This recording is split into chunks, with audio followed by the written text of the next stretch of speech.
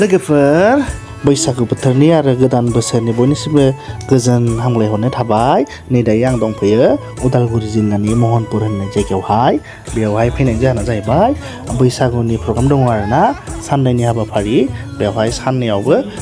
सायख'गिरि महरै लिंहरदों आरो। दा गिबि सानाव दायो दिनै दङ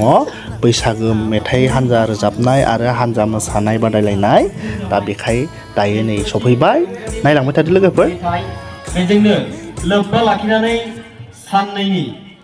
रेगे रेगां रंगिना संगिना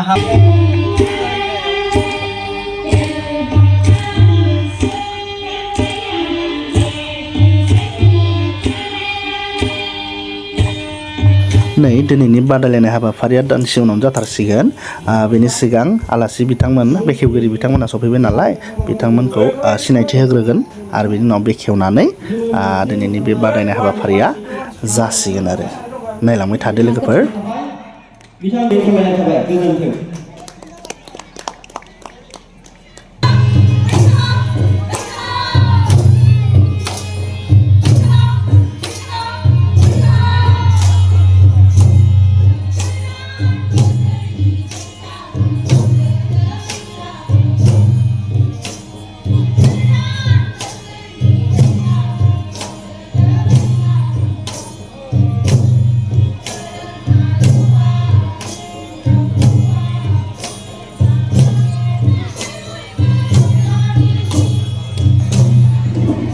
मानगोनां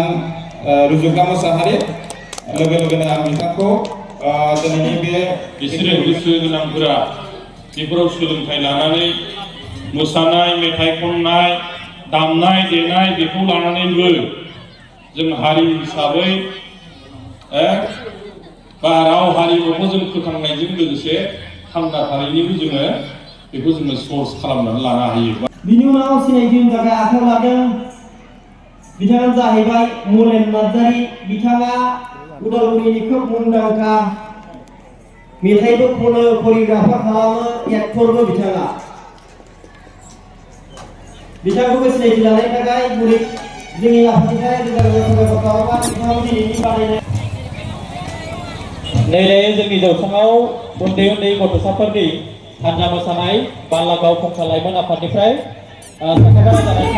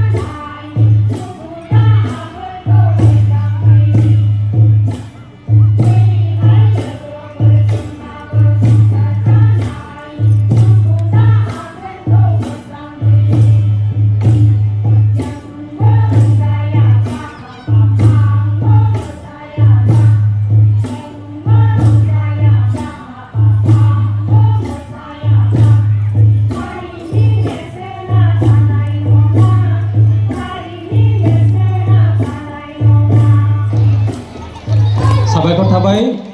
दायो जोंनि जौसाङाव बादायफैगोन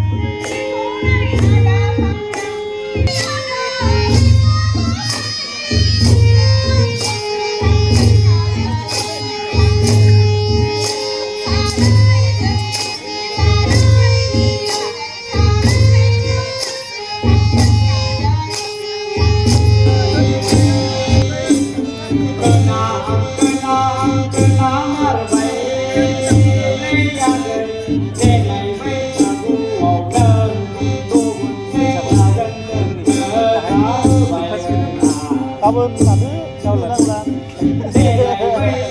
गाबोन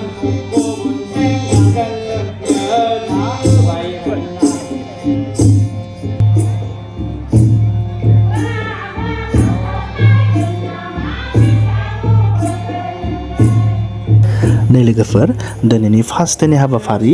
बैसागु हान्जा मेथाइ रोजाबनाय आरो बैसागु हान्जा मोसानाय बादायलायनायनि हाबाफारिया जोबनानै थांबाय जोंबो सायख'नायनि जितु डिउटि दंमोन बेफोर जोब्बाय आरोना दा नेक्स्ट डेआव लोगो मोनसिगोन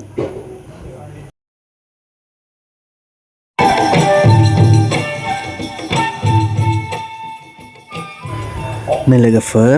दायो नैथि सान एबा दिनै जाहैबाय बैसागुनि 1 खालार आरो दिनैबो नै मैयानि जायगायावनो फैफिनलायबायलाय दायो जोंहा दङ बारदै सिख्ला एबा बैसागु खुंग्रि मोसानाय सिख्लाफोरनि बादायनाय हाबाफारि बेवहाय सायख'गिरि हिसाबै हांख्रायदों बा दायो सायख'नो थाखाय जोङो थाग थियारि जादों आरो मोसाग्राफ्राबो नै रेडि जाना दंखायो दान्दिसेनि उनावनो बे बादायलायनाया जासिगोन आरो नोंथांमोना नायलांबाय थादो मोनफैजोबनो हाबाय बे समाव जों उननि समाव फारिजों सिनाखि होगोन दा बे समाव महनपुर आन्चलिक रंजालि बैसागु आफादनिफ्राय दिनैनि बे हाबाफारियाव गाव गावनि बेसेन गोसा समखौ दोनथ'नानैबो जोंनि हांख्रायनायखौ मान होनानै नुजाथि फैनायनि थाखाय जोंनि खुंथाइ आफादनिफ्राय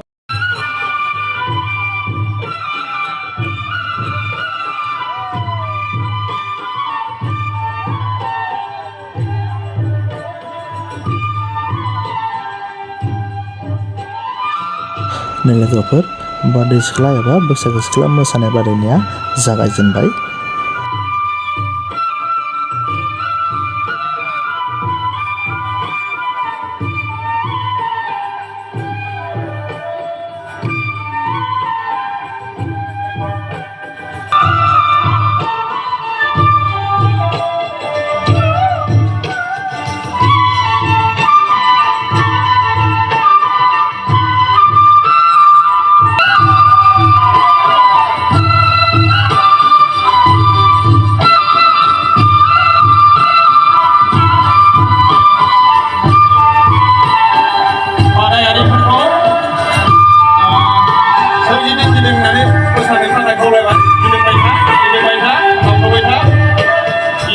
लोगोफोर 30 मिनिट मोसाखांनायनि उनावहाय फार्स्ट राउन्डआ जोबनानै थांसिगोन बेनि उनावहाय टप 10 सायख'नानै आरो खनसे सेकेन्ड राउन्ड मोसाहोनाय जाबावगोन आरो दायो गेवलां मोसानाय बादायलायनायनि हाबाफारिखौ लाग्रोनाय जासिगोन बेनि उनावसो टप 10 नि बारदै सिख्ला बादायनाय मोसानायखौ जागायफिनगोन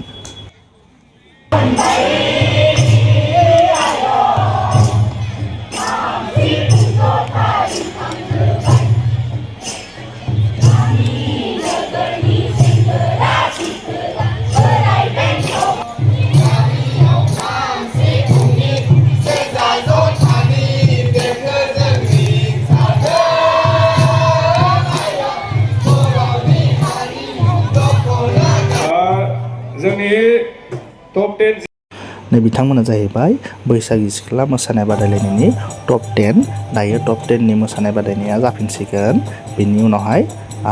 टप 10 निफ्राय साथाम सायख'नाय जागोन आरो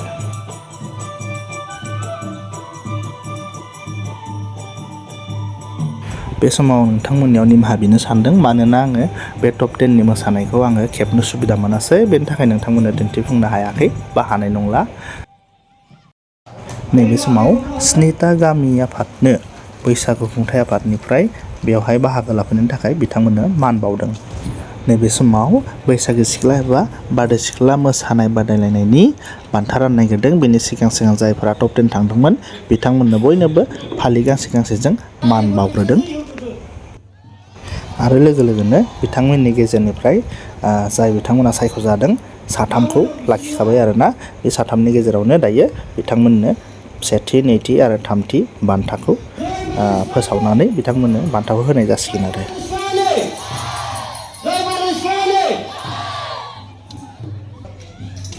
गथ'फोर एसे मोजां लाना दोनखा फैगोन बोसोराव जोङो नांगौ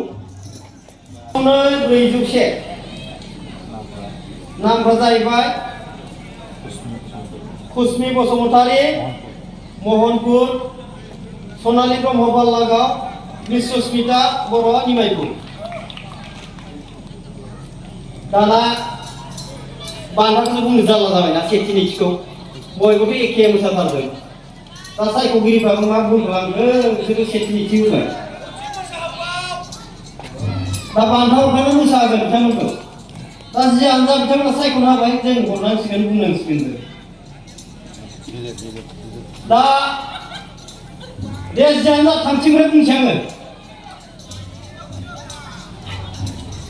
सुस्मिता बर' थामथि बान्थाखौ मोनदों बिथाङा सिफुं नाम्बारा जाहैबाय 401 आखाइ थिखोना गिदिं एसे ओरैबो रायजोफोरखौबो खोन्थावा रायजोफ्रा नुहुराखै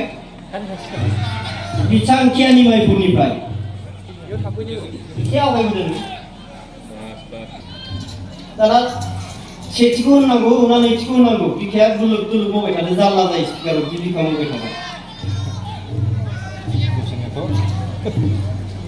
सेथिखौथ' बुंदो दा बिखा सेथिखौथ' बुंदो दे होमबालाय बुंसै बुंबो थिनबायनो जौसाङाव थाजाबायबो आलासिफ्रा एसे नेनो उसुबिदा जाबायनो होमबालाय माखौ होननांगौ दे नोंसोर होनदो सेथिखौ ना नैथिखौ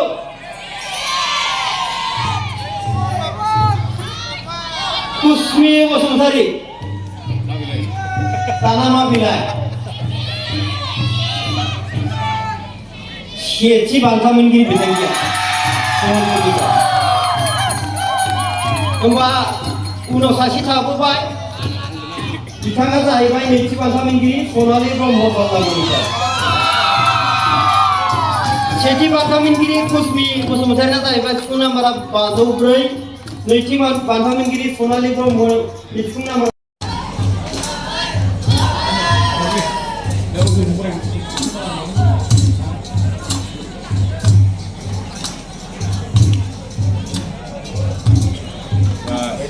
अर्जुन बसुमतारी नोंथाङा नैबे जोंनि जौसाङाव सिगाङाव फै बाखि सानैयाबो दंना गैया बिथाङा जोंनि देग्लायनि बारदै सिख्ला नैथि बान्था हरगिरि बांगोना अर्जुन बसुमतारी बिथांखौ जोंनि आफादनिफ्राय रोजा रोजा साबायखर बावहरनाय नै दायो बैसागि सिख्ला एबा बारदै सिख्ला मोसानाय बादायलायनायनि सेथि नैथि थामथि बान्था मोनगिरि बिथांजोमोननो मान बिलाइ आरो नोगोद रांनि बान्थाखौ गथायनो आवगायदों बैसागु खुंथाय आफादनिफ्राय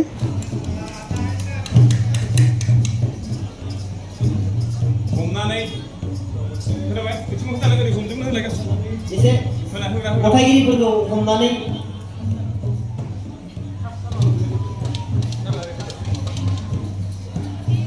साथामबो हमना हो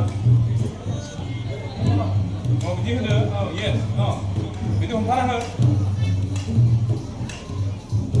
रोजा रोजा साबायखर थाबाय बिथांमोननिसिम